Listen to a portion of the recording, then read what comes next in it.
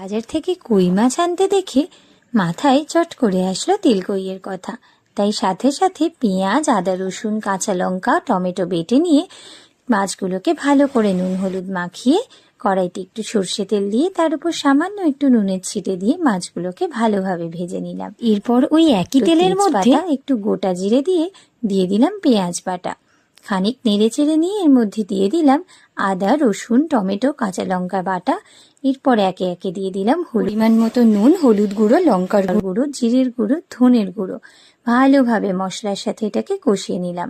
যেই না গায়ে তেল ছাড়লো দিয়ে দিলাম এর মধ্যে জল।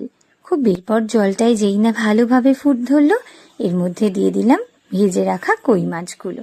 আরও বেশ খানিকক্ষণ কই মাছগুলোকে এখন ঝোলের মধ্যে ফুটতে দিয়ে লাস্টে দিলাম কাঁচা লঙ্কা আর গরম মশলা। তৈরি হয়ে গেল আমাদের গরম গরম তেলকই।